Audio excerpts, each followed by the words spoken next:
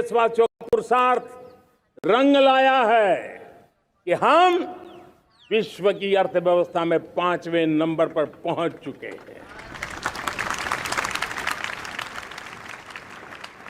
और ये ऐसे ही नहीं हुआ है। जो एक भ्रष्टाचार का राक्षस देश को दबोचे हुए थे, लाखों करोड़ के घोटाले अर्थव्यवस्था को डामाडोल कर रहे थे, गवर्नेंस फ्रेजाइल फाइल में देश की पहचान होने लगी थी, लीकेजेस को हमने बंद किया, मजबूत अर्थव्यवस्था बनाई, हमने गरीब कल्याण के लिए ज्यादा से ज्यादा धन खर्चने का प्रयास किया। और आज मैं देशवासियों को बताना चाहता हूं कि जब देश आर्थिक रूप से समृद्ध होता है तो सिर्फ तिजोरी नहीं बढ़ती है, देश का सामर्थ्य बढ़ता है, देशवासियों का सामर्थ्य बढ़ता है।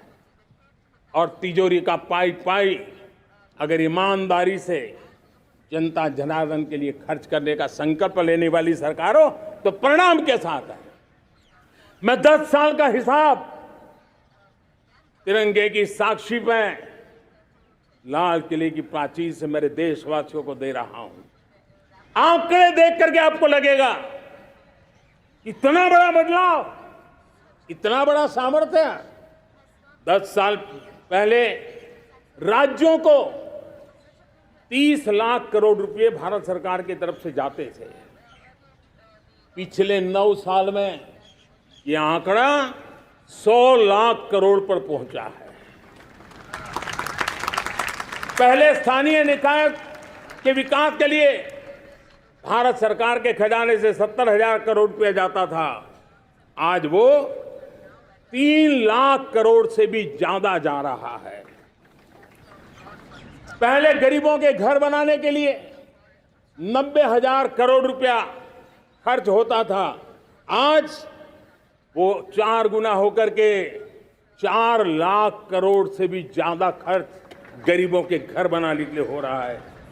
पहले गरीबों को यूरिया सस्ता मिले, जो यूरिया की बैग दुनिया के कुछ बाजारों में 3,000 में बिकती है, वो यूरिया की बैग मेरे किसानों को 300 में मिले। और इसलिए देश की सरकार 10 लाख करोड़ रुपया मेरे किसानों की यूरिया में सब्सिडी दे रहा है।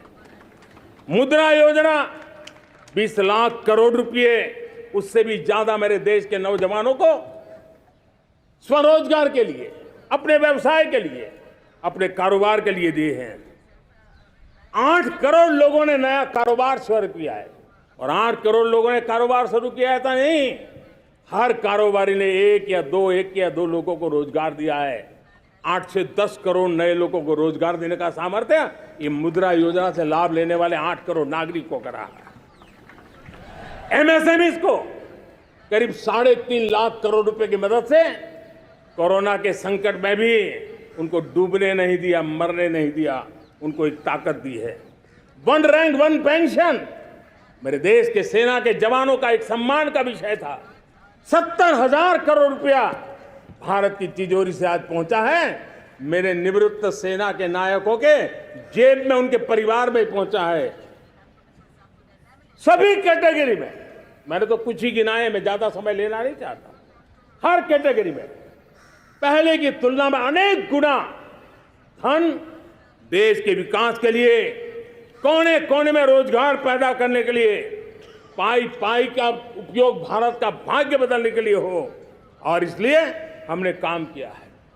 और मेरे प्यारे प्रियजनों, इतना ही नहीं, हमने इन सारे प्रयासों का परिणाम है कि आज 5 साल के मेरे कार्यकाल में, 5 साल के कार्यकाल में, 5 साल में 13.5 करोड़ मेरे गरीब भाई बहन गरीबी की जंजीरों को तोड़ करके न्यू मिडिल क्लास के रूप में बाहर आए हैं। जीवन का इससे बड़ा कोई संतोष नहीं होता। मेरे प्यारे प्रिय परिवारजनों, और जब 13.5 करोड़ लोग गरीबी की इस मुसीबतों से बाहर निकलते हैं, तो कैसी कैसी योजनाएं उनको मदद दी है। उनको आवास योजना का लाभ मिलना, पीएम स्वनिधि से 50,000 करोड़ रुपया रेहड़ी पटरी वालों तक पहुंचाया है। आने वाले दिनों में, आने वाली विश्वकर्मा जयंती पर एक कार्यक्रम हम लागू करेंगे। इस विश्वकर्मा जयंती पर हम करीब 13-15 हजार करोड़ रुपया से जो परंपरागत कौशल्य से रहने वाले लोग, जो औजार से और अपने हाथ से काम करने वाला वर्ग है, ज्यादातर ओबीसी समुदाय से, हमारे सुथार हो, हमारे सोनार हो, हमारे राजमिस्त्री हो, हमारे कपड़े धोने वाले काम करने वाले लोग हो, हमारे बाल काटने वाले भाई बहन परिवार हो, ऐसे लोगों को एक नई ताकत देने के लिए हम आने वाले महीने में विश्वकर्मा जयंती पर विश्वकर्मा योजना लॉन्च करेंगे और करीब 13-15 हजार करोड़ से उसका प्रारंभ करेंगे। हमने पीएम किसान सम्मान निधि में 2.5 लाख करोड़ रुपया सीधा मेरे देश के किसानों के खाते में जमा किया है। हमने जल जीवन मिशन, हर घर में शुद्ध पानी पहुंचे, 2 लाख करोड़ रुपया खर्च किया है। हमने आयुष्मान भारत योजना, ताकि गरीब को बीमारी के कारण अस्पताल जाने से जो मुसीबत होती थी उसको मुक्ति दिलाना, उसको दवाई मिले, उसका उपचार हो, ऑपरेशन हो, अच्छे से अच्छी हॉस्पिटल में हो। आयुष्मान भारत योजना के तहत 70,000 करोड़ रुपए हमने लगाए हैं। पशुधन, देश ने कोरोना वैक्सीन की बात तो देश को याद है, 40,000 करोड़ रुपए लगाए, वो तो याद है। लेकिन आपको जानकर के खुशी होगी, हमने पशुधन को बचाने के लिए करीब 15,000 करोड़ रुपया पशुधन के टीकाकरण के लिए लगाया है। मेरे प्यारे देशवासियों, मेरे प्यारे परिवारजनों, जन औषधि केंद्रों ने देश के सीनियर सिटीजन्स को, देश के मध्यम वर्गीय परिवार को एक नई ताकत दी है। जिस संयुक्त परिवार में अगर किसी को एक डायबिटीज जैसा हो जाए, 2-3 हजार रुपया दवाई का बिल स्वाभाविक हो जाता है। हमने जन औषधि केंद्र से जो दवाई बाजार में 100 रुपये में मिलती है, वो 10 रुपया, 15 रुपया, 20 रुपये में दी। और आज देश में 1,000 जन औषधि केंद्रों से मेरे इन बीमारी में जिनको दवाई की जरूरत थी, ऐसे लोगों के करीब 20,000 करोड़ रुपया उनके जेब में बचा है। और ये ज्यादातर मध्यम वर्ग के परिवार के लोग हैं। लेकिन आज उसकी सफलता को देखते हुए मैं देशवासियों को कहना चाहता हूं, जैसे हम एक विश्वकर्मा योजना लेकर के समाज के उस वर्ग को छूने वाले हैं, अब देश में 10,000 जन औषधि केंद्र से हम 25,000 जन औषधि केंद्र का लक्ष्य लेकर के आने वाले दिनों में काम करने वाले हैं। मेरे प्यारे परिवारजनों, जब देश में गरीबी कम होती है तो देश की मध्यम वर्ग की ताकत बहुत बढ़ती है। और अगर दुनिया में, और मैं आपको विश्वास दिलाता हूं, आने वाले 5 साल में मोदी का गारंटी है, देश पहले 3 वैश्विक इकोनॉमी में अपना जगह ले लेगा। ये पक्का जगह ले लेगा। आज जो 13.5 करोड़ गरीबी से बाहर आए हुए लोग हैं, वो एक प्रकार से मध्यम वर्ग की ताकत बन जाते हैं। जब गरीब की खरीद शक्ति बढ़ती है तो मध्यम वर्ग की व्यापार शक्ति बढ़ती है। जब गांव की खरीद शक्ति बढ़ती है तब कस्बे और शहर की आर्थिक व्यवस्था और तेज गति से दौड़ती है। और यही इंटरकनेक्टेड हमारा अर्थचक्र होता है। हम उसको बल देकर के आगे चलना चाहते हैं। मेरे प्यारे परिवारजनों, शहर के अंदर जो कमजोर लोग रहते हैं, बिना घर को मुसीबत रहती है, मध्यम वर्ग के परिवार अपना खुद का घर का सपना देख रहे हैं, हम उसके लिए भी आने वाले कुछ सालों के लिए एक योजना लेकर के आ रहे हैं और जिसमें ऐसे मेरे परिवारजन जो शहरों में अपना घर शहरों में रहते हैं लेकिन किराए के मकान पे रहते हैं, झुग्गी झोपड़ी में रहते हैं, चाल में रहते हैं, अनऑथोराइज कॉलोनीज में रहते हैं, ऐसे मेरे परिवारजन अगर अपना मकान बनाना चाहते हैं तो बैंक से जो लोन मिलेगा उसके ब्याज के अंदर राहत दे करके लाखों रुपयों की मदद करने का हमने निर्णय किया है। मेरे मध्यम वर्ग के परिवार को जब 2 लाख से 7 लाख इनकम टैक्स की सीमा बढ़ जाती है तो सबसे बड़ा लाभ सैलरी क्लास को होता है, मेरे मध्यम वर्ग को होता है।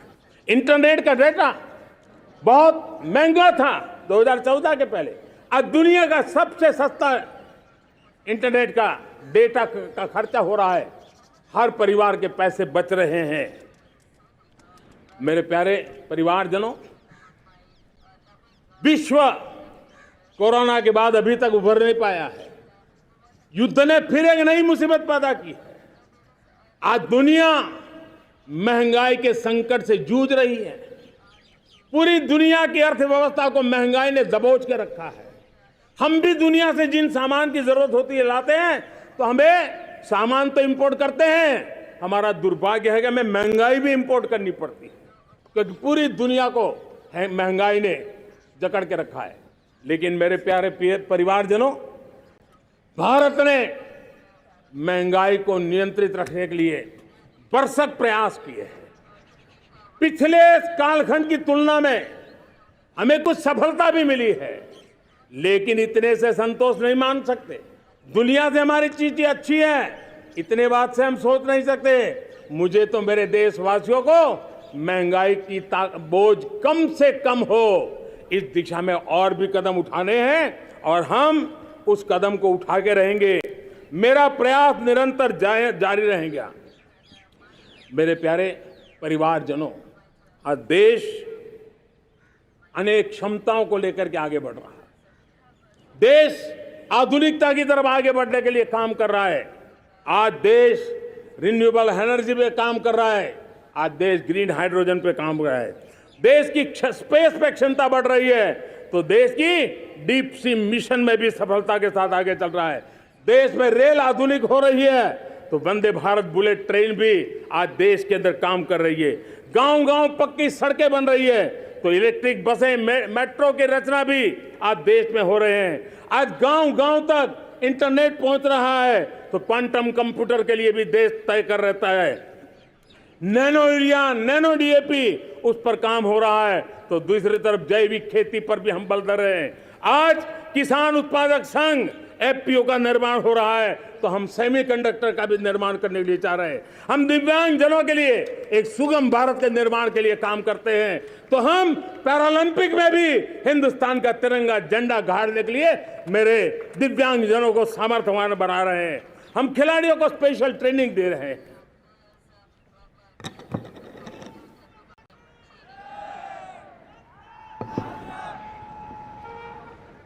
आज भारत पुरानी सोच, पुराने ढर्रे को छोड़ करके लक्ष्यों को तय करके लक्ष्यों को प्राप्त करने की राह से चल रहा है। और जब मैं कहता हूं ना कि जिसका शिलान्यास हमारी सरकार करती है उसका उद्घाटन भी हमारे कालखंड में करते हैं।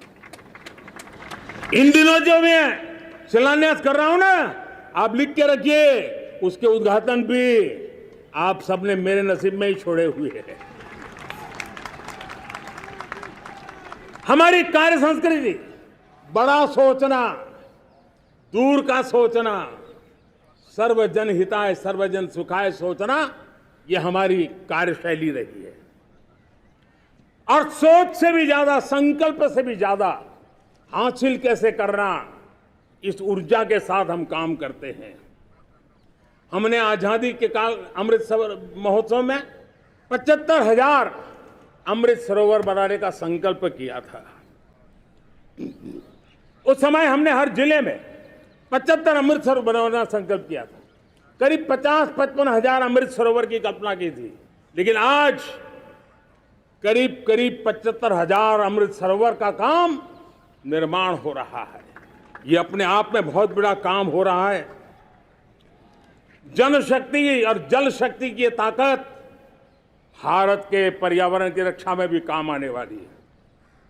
18,000 गांवों तक बिजली पहुंचाना, जनधन बैंक खाते खोलना, बेटियों के लिए शौचालय बनाना, सारे टारगेट समय के पहले पूरी शक्ति से पूरे करेगा। और जब भारत ठान लेता है तो उसे पूरा करके रहता है, ये हमारा ट्रैक रिकॉर्ड कहता है। 200 करोड़ वैक्सीनेशन का काम, दुनिया हमें जब पूछती है 200 करोड़ सुनती है, उनकी आंखें फट जाती है। इतना बड़ा काम ये मेरे देश के आंगनवाड़ी वर्कर, हमारी आशा वर्कर, हमारी हेल्थ वर्कर, उन्होंने करके दिखाया। यह मेरे देश का सामर्थ्य है। 5G को रोल आउट किया, दुनिया में सबसे तेज गति से 5G रोल आउट करने वाला मेरा देश है। 700 से अधिक जिलों तक हम पहुंच चुके हैं और अब 6G की भी तैयारी कर रहे हैं। हमने टास्क फोर्स बना दिया है। रिन्यूएबल एनर्जी, हम टारगेट से पहले चले हैं। हमने रिन्यूएबल एनर्जी 2030 का जो टारगेट तय किया था, 21-22 में इसको पूरा कर दिया। हमने इथेनॉल में 20% ब्लेंडिंग की बात कही थी, वो भी हमने समय से 5 साल पहले पूरा कर दिया। हमने $500 बिलियन के एक्सपोर्ट की बात की थी, वो भी समय के पहले $500 बिलियन से ज्यादा कर दिया।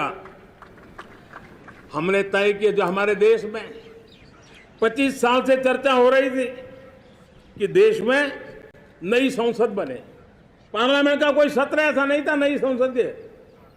ये मोदी है, समय के पहले नई संसद बना करके रख दिया। मेरे प्यारे भाई बहनों, ये काम करने वाली सरकार है, निर्धारित लक्ष्यों को पार करने वाली सरकार है।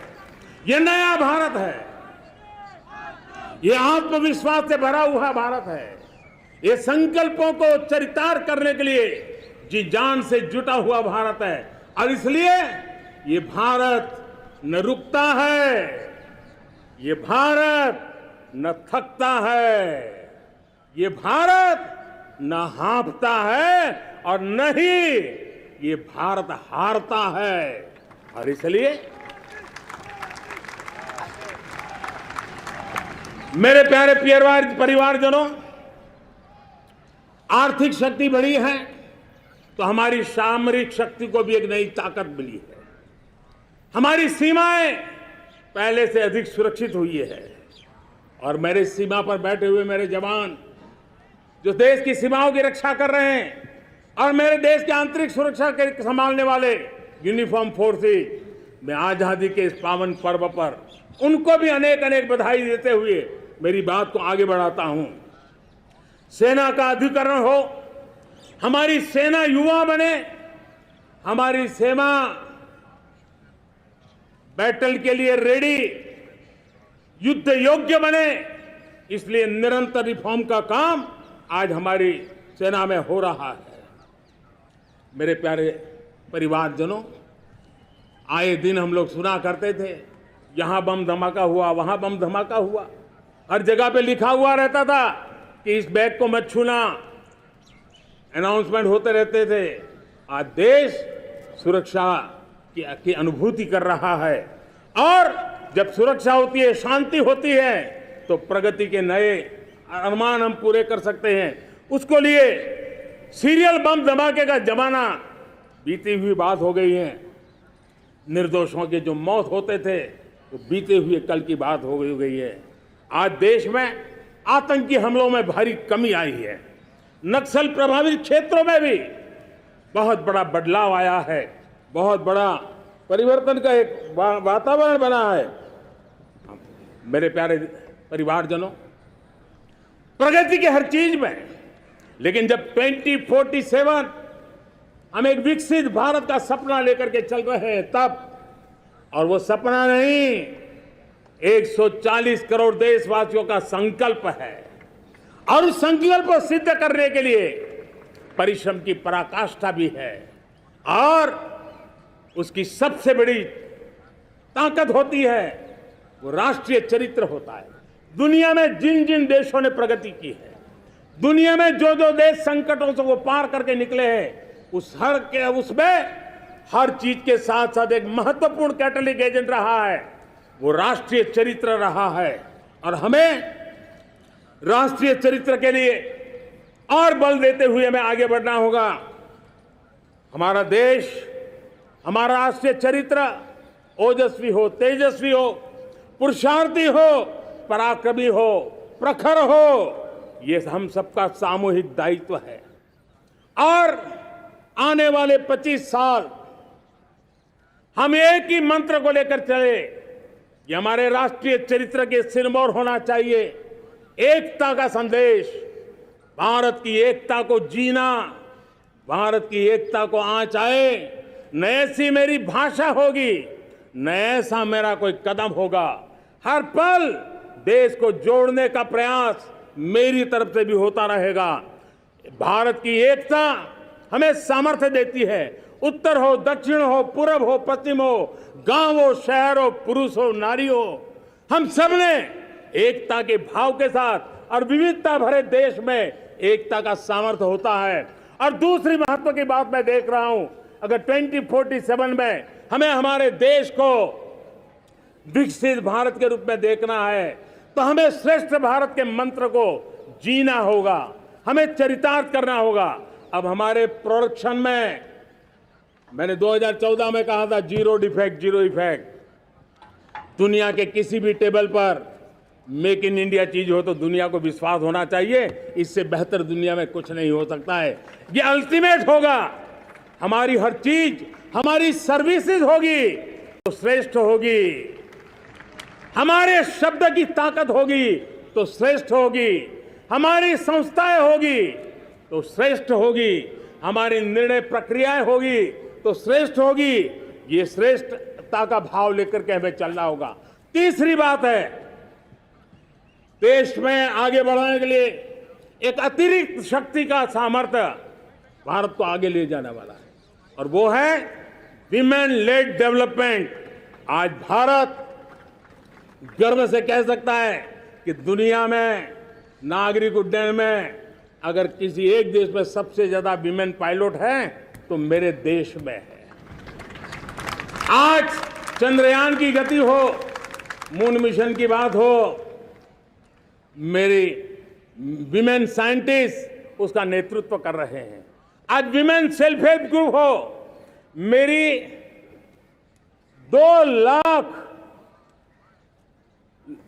2 करोड़ लखपति दीदी का लक्ष्य लेकर के आज विमेन सेल्फ हेल्प ग्रुप पे हम काम कर रहे हैं।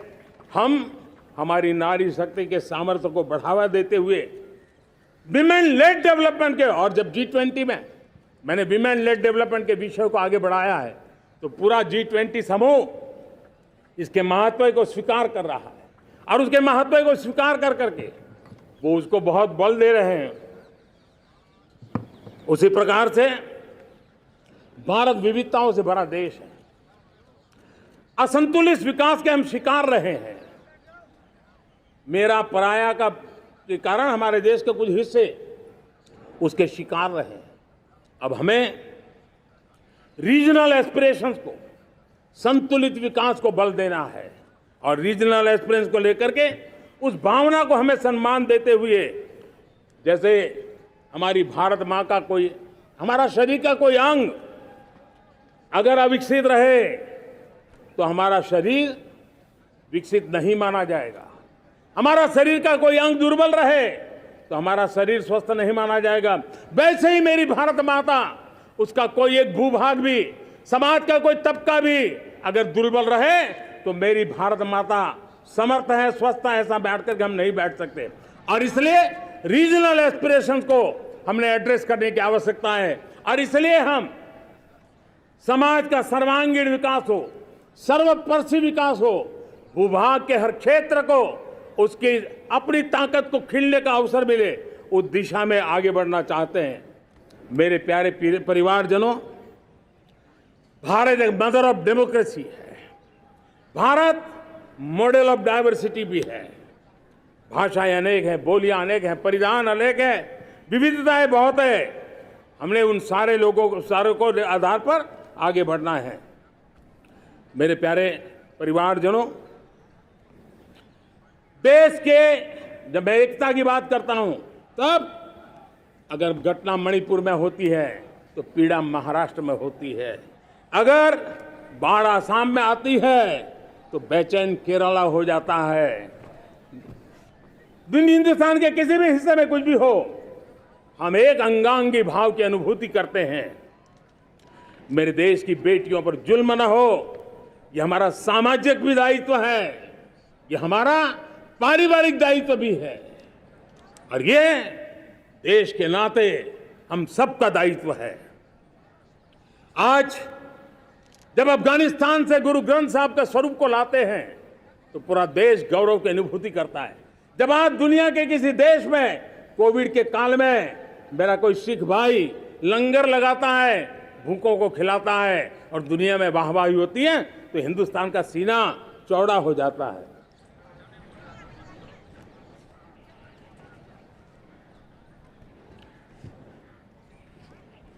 मेरे प्यारे परिवारजनों, हमारे लिए जब नारी सम्मान की बात करते हैं, मुझे अभी एक देश में दौरा कर रहा था, तो वहां एक बहुत ही सीनियर मिनिस्टर, उसने मुझे एक सवाल पूछा। उसने कहा, आपके यहाँ बेटियां साइंस और इंजीनियरिंग के विषयों की पढ़ाई करती हैं क्या? उसमें क्या था? मैंने उनको कहा, आज मेरे देश में लड़कों से ज्यादा बेटियां आज स्टेम यानी साइंस, टेक्नोलॉजी, इंजीनियरिंग और मैथ्स, अधिकतम भाग मेरी बेटियां ले रही है। तो उनके लिए अचरज था। ये सामर्थ्य आज हमारे देश का देख रहा है। मेरे प्यारे परिवारजनों, आज 10 करोड़ महिलाएं विमेन सेल्फ हेल्प में जुड़ी हुई है, और विमेन सेल्फ हेल्प ग्रुप के साथ आप गांव में जाएंगे तो आपको बैंक वाली दीदी मिलेगी, आपको आंगनवाड़ी वाली दीदी मिलेगी, आपको दवाई देने वाली दीदी मिलेगी, और अब मेरा सपना है 2 करोड़ लखपति दीदी बनाने का, गांव में 2 करोड़ लखपति दीदी, और इसके लिए एक नया अभिगम भेजा। साइंस और टेक्नोलॉजी, हमारे गांव की महिलाओं का भी सामर्थ्य देखता हूं मैं, और इसलिए हम एक नई योजना सोच रहे हैं कि हमारे एग्रीकल्चर सेक्टर में टेक्नोलॉजी आए, एग्री टेक को बल मिले। इसलिए विमेन सेल्फ हेल्प ग्रुप की बहनों को हम ट्रेनिंग देंगे, ड्रोन चलाने की, ड्रोन रिपेयरिंग की हम ट्रेनिंग देंगे, और हजारों ऐसे विमेन सेल्फ हेल्प ग्रुप को भारत सरकार ड्रोन देगी, ट्रेनिंग देगी, और हमारे एग्रीकल्चर के काम में ड्रोन की सेवाएं उपलब्ध हो। इसके लिए हम शुरुआत करेंगे। प्रारंभ हम 15,000 विमेन सेल्फ हेल्प ग्रुप के द्वारा ये ड्रोन की उड़ान का हम आरंभ कर रहे हैं। मुझे विश्वास है कि इसके कारण हमारे परिवारजनों का, मेरे प्यारे परिवारजनों, आज देश आधुनिकता की तरफ बढ़ रहा है। हाईवे हो, रेलवे हो, एयरवे हो, हाईवेज हो, इंफॉर्मेशन वेज, वाटरवेज हो, कोई क्षेत्र ऐसा नहीं है जिस क्षेत्र को आगे बढ़ाने की दिशा में आज देश काम न करता हो। पिछले 9 वर्ष में तटीय क्षेत्रों में हमने, आदिवासी क्षेत्र में, हमारे पहाड़ी क्षेत्र में विकास को बहुत बढ़ दिया है। हमने पर्वतमाला, भारतमाला ऐसी योजनाओं के द्वारा समाज के उस वर्ग को हमने बल दिया है। हमने गैस की पाइपलाइन से हमारे पूर्वी भारत को जोड़ने का काम किया है। हमने अस्पतालों की संख्या बढ़ाई है, हमने डॉक्टर की सीटें बढ़ाई है ताकि हमारे बच्चे डॉक्टर बनने का सपना पूरा कर सके।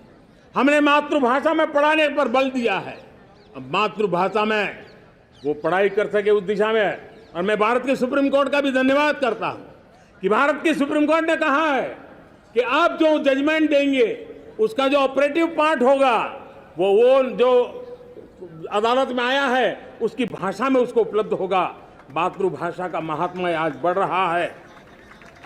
मेरे प्यारे भाई परिवारजनों, आज तक हमारे देश के जो बॉर्डर विलेज हैं, हमने वाइब्रेंट बॉर्डर विलेज का एक कार्यक्रम शुरू किया है और वाइब्रेंट बॉर्डर विलेज अब तक इसके लिए कहा जाता था देश के आखिरी गांव। हमने उस पूरी सोच को बदला है। वो देश का आखिरी गांव नहीं है। सीमा पर जो नजर आ रहा है वो मेरे देश का पहला गांव है। अगर सूरज उगता है पूरब में तो उस तरफ के गांव में पहली सूरज की किरण आती है।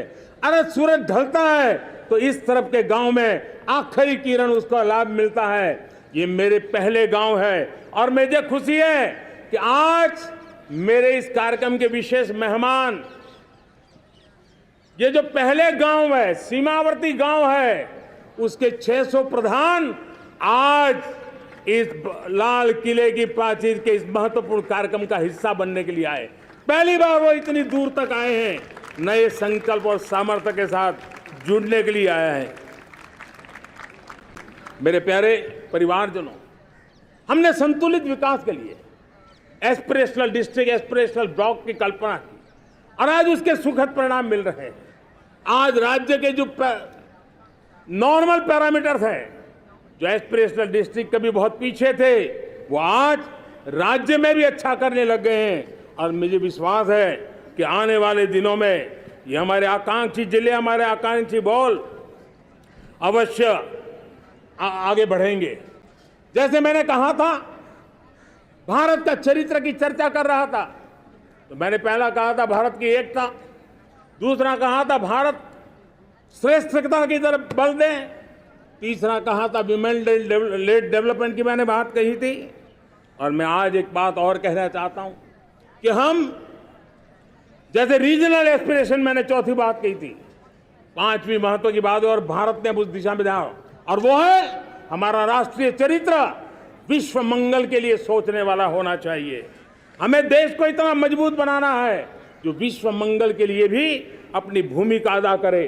और आज कोरोना के बाद मैं देख रहा हूं जिस प्रकार से संकट की घड़ी में देश ने दुनिया की मदद की, उसका परिणाम है कि आज दुनिया में हमारा देश एक विश्व मित्र के रूप में, विश्व का अटूट साथी के रूप में आज मेरे देश की पहचान बनी है। हमें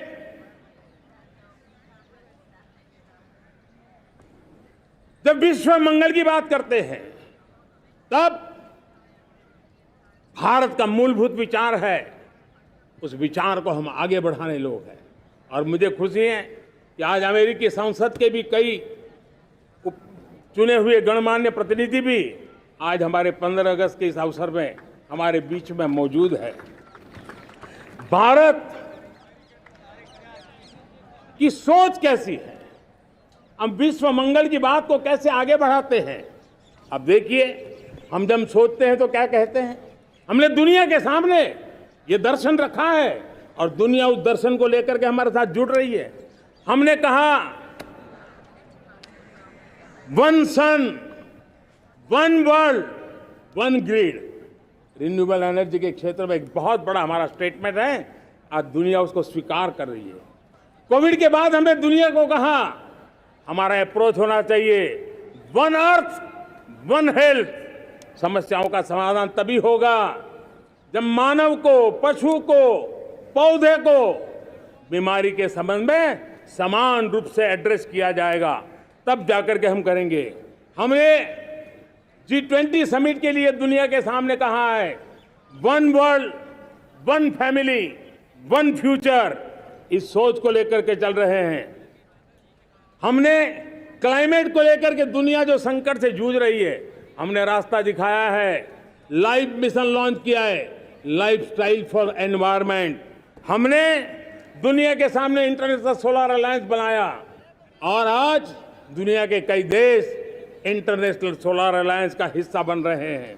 हमने बायोडायवर्सिटी का महत्व देखते हुए बिग कैट अलायंस की व्यवस्था को हमने आगे बढ़ाया है। हमने प्राकृतिक आपदा के कारण, ग्लोबल वार्मिंग के कारण इंफ्रास्ट्रक्चर का जो नुकसान होता है, उसके लिए दूरगामी व्यवस्थाओं की जरूरत है और इसलिए coalition for disaster resilient infrastructure CDRI एक समाधान के रूप में दुनिया को दिया है। विश्व आज समुद्रों को संघर्ष का केंद्र बना रहा है, तब हमने दुनिया को सागर का प्लेटफॉर्म दिया है जो वैश्विक समुद्री शांति की गारंटी बन सकता है। हमने पारंपरिक चिकित्सा पद्धतियों को बल देते हुए WHO का एक ग्लोबल लेवल का सेंटर हिंदुस्तान में बनाने की दिशा में काम किया है। हमने योग और आयुष के द्वारा विश्व कल्याण और विश्व के स्वस्थता की दिशा में काम किया है और आज भारत विश्व मंगल की मजबूत नींव डाल रहा है। इस मजबूत नींव को आगे बढ़ाना हम सबका काम है, हम सबकी जिम्मेवारी है। मेरे प्यारे परिवारजनों, सपने अनेक है, संकल्प साफ है, नीतियां स्पष्ट है, नियत के सामने कोई सवाल या निशान नहीं है, लेकिन कुछ सच्चाइयों को हमें स्वीकार करना पड़ेगा और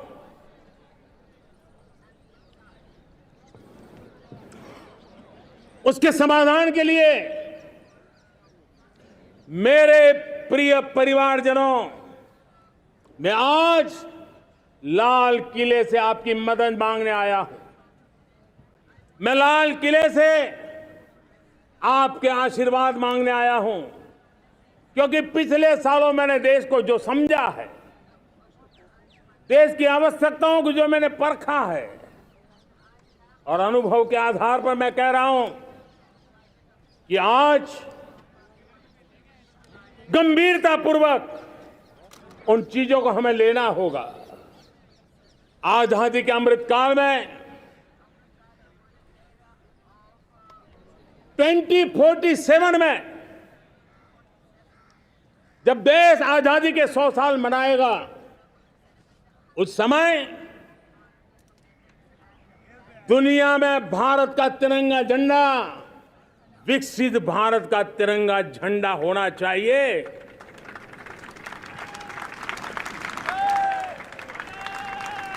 रत्ती भर भी हमें रुकना नहीं है, पीछे नहीं हटना है और इसके लिए शुचिता,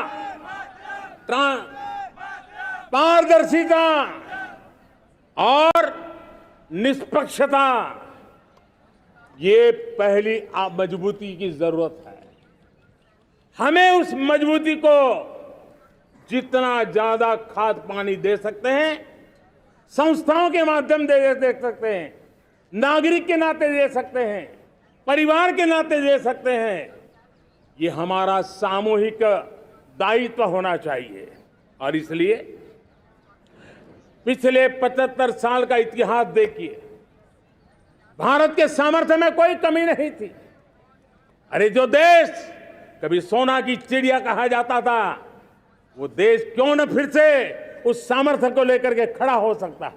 मेरा अटूट विश्वास है साथियों, मेरे प्रिय परिवारजनों, मेरा अखंड अटूट एक निष्ठ विश्वास है कि 2047 में जब देश आजादी के 100 साल मनाएगा, मेरा देश विकसित भारत बन के रहेगा।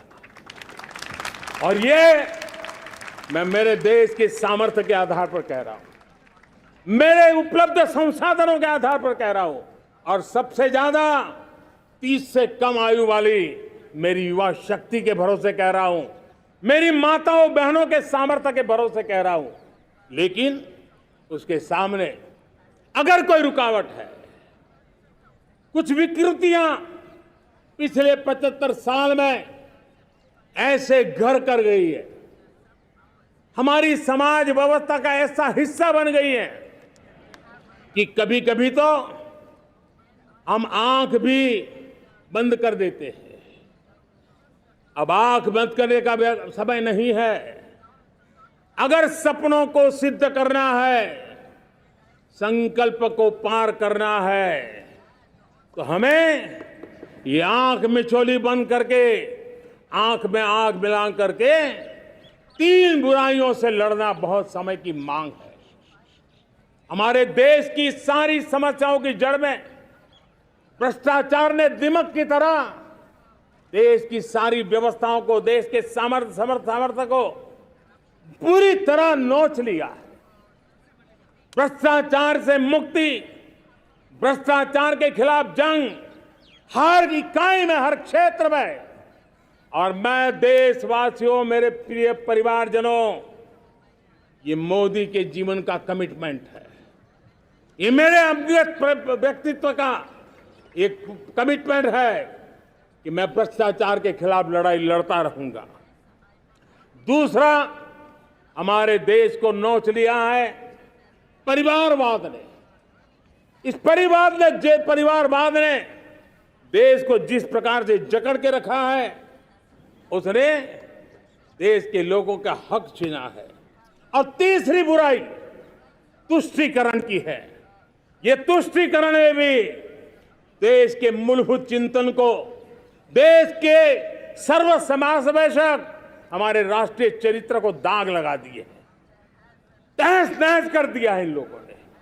और इसलिए मेरे प्यारे देशवासियों, इसलिए मेरे प्यारे परिवारजनों, हमें इन तीन बुराइयों के खिलाफ पूरे सामर्थ्य के साथ लड़ना है।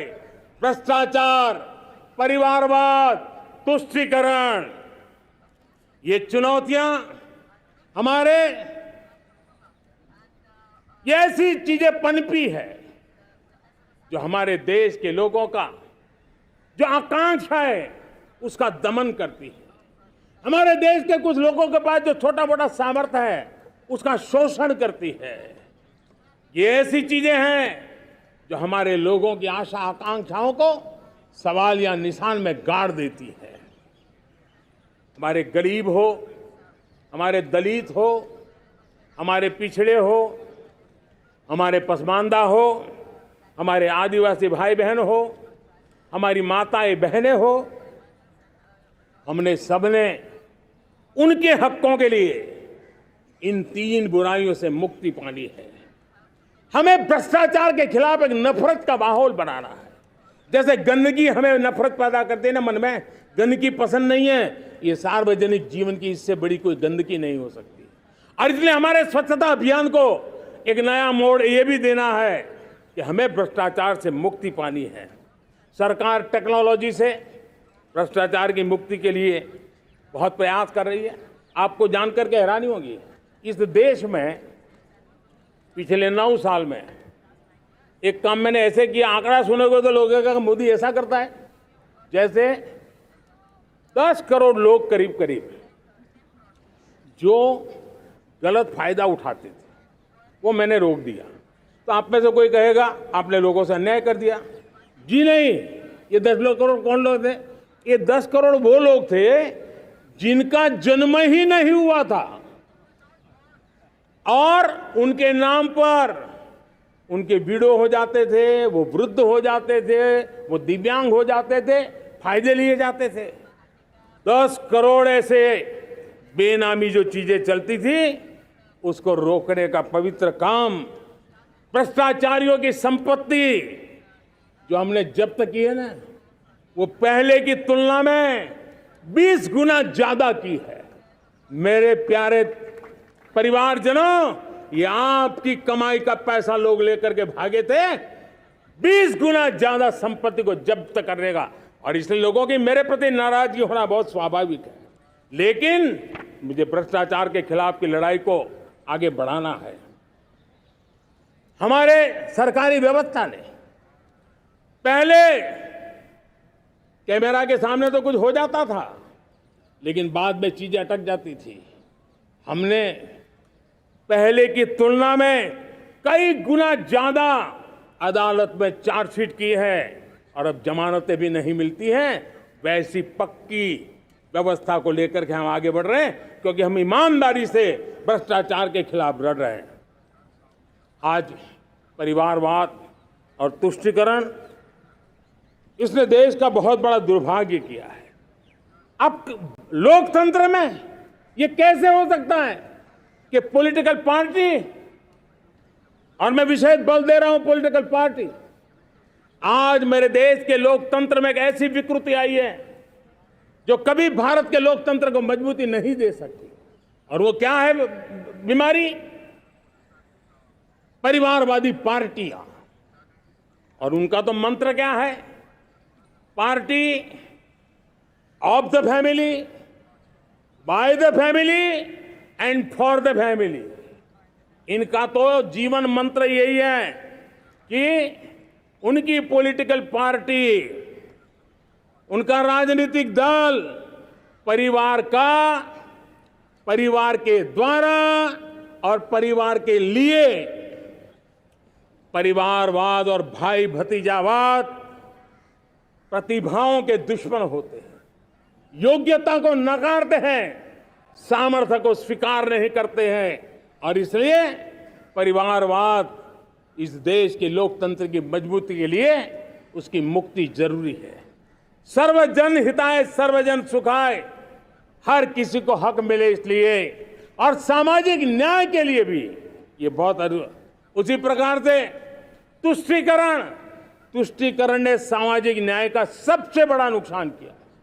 अगर सामाजिक न्याय को तबाह किसने किया है तो ये तुष्टीकरण की सोच, तुष्टीकरण की राजनीति, तुष्टीकरण का सरकारी योजनाओं का तरीका, इसने सामाजिक न्याय को मौत के घाट उतार दिया है। और इसलिए हमें तुष्टीकरण, भ्रष्टाचार, ये विकास का सबसे बड़ा दुश्मन है। अगर देश विकास चाहता है, देश 2047 विकसित भारत का सपना का साकार करना चाहता है, तो हमारे लिए आवश्यक है कि हम किसी भी हालत में देश में भ्रष्टाचार को सहन नहीं करेंगे। इस मूड को लेकर के चलना चाहिए। मेरे प्यारे परिवारजनों, हम सबका एक बहुत बड़ा महत्वपूर्ण दायित्व है। आपने जिस प्रकार से जिंदगी जी है, हमारे आने वाली पीढ़ी को ऐसी जिंदगी जीने के लिए मजबूर करना, यह हमारा गुनाह है।